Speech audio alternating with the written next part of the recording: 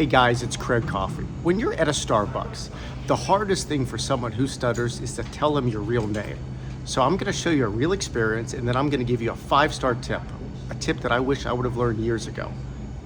Hey, how are you? I'm good, how are you? Good. I would love a tall pike place, please. Tall pike? Yes. Can I get a name for that? Yes, it's Craig. Craig? Yep. Thank you so much. That is for you. Thank you. Thank you.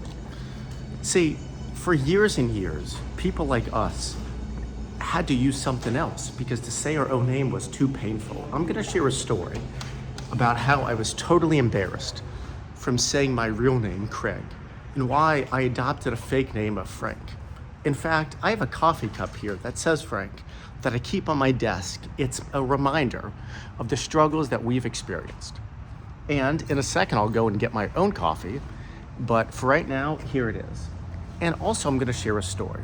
The story is very powerful because it shows the difference between choice. And when we have a choice and when we feel empowered, we can lead a great life. And when we feel intimidated and scared, it's hard. So I'm gonna show you. Frank is what I've used for years. And one of the defining stories of my life is why I started to use Frank. It was because I was tired of being humiliated for saying my name when it didn't matter. And then I'm gonna give you my best tip yet. But first, let me give you a very quick plug that if you like what you hear on these videos, I invite you to go to craigcoffey.com to sign up for a free daily encouragement email from me to you. It's a few minutes a day and it'll help inspire you and help encourage you on the path of working on your fluency. It's not just about stuttering, but it's about inspiration, and it's designed to be an entertaining, quick read each day to give you a little more pep in your step. Now, here's my embarrassing story. I have a good friend who started a clothing company a few years back. Actually, more than a few years back. It was when we were almost out of high school. And this friend of mine wanted my involvement, so I was happy to help. And when he decided to expand his line into patches, so beyond shirts, but to patches for hats, I volunteered to source a patch manufacturer and found one locally in our city. I decided to stop by, a cold call, because calling them on the phone, when my stutter was bad, I had no chance. So I walked in there cold, and what happened? Someone I talked to, first person I saw, I did a little spiel about why I was there, what I was doing, and then he asked me my name, and I had the worst block of my life. Just wanting to cry and run away. But I was helping a friend, and I was determined to get these patches put through and make a purchase. What happened next was a defining moment of my life, and that is this person was incredibly rude and called over his associate and told me, he did not ask, but told me to introduce myself and tell him my name. And he knew I was gonna stutter badly and he pushed me to do it. And I wasn't comfortable enough in my own skin. And what happened was I gave in and I stuttered again, and I intentionally said my name that I knew I was gonna stutter over.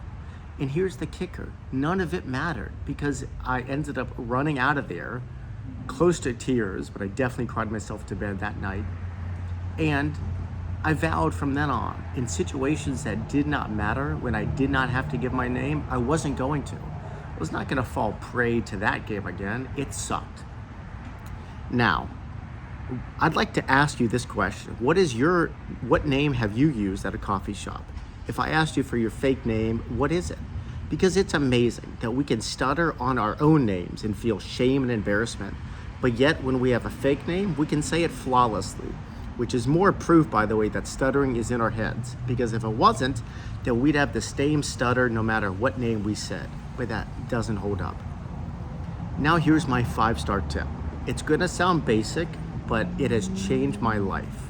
And that is, for a lot of days, a long time, I would visualize myself saying my name flawlessly, calmly introducing myself and shaking people's hands. There's a lot more that goes into that technique, but that's it. And I can tell you later on how I practice it, when I do it, and how to know that you're really getting it right. But that's my 5-star tip. and you see it in your head and you feel relaxed, and it will start to work wonders. It worked wonders for me. And as I mentioned, I think that when my fluency came back and when I really learned how to be a good speaker, the last piece, the missing piece, which was the hardest piece, was saying my own name. And that's when I encourage you to do your own mental visualizations of saying your name in a positive, fluency way. And I want you to work on this because it's changed my life.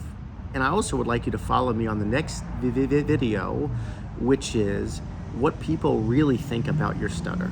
And I'm gonna reach deep into my bag of stories and tell you about a friend who I made when I was only 12 years old. And I had this friend as a close friend for years. And one day this friend told me the truth about what she thought about my stutter. And I want to share it because I think it tells us a lot about people. And I look forward to continuing our conversation, and I'll see you there.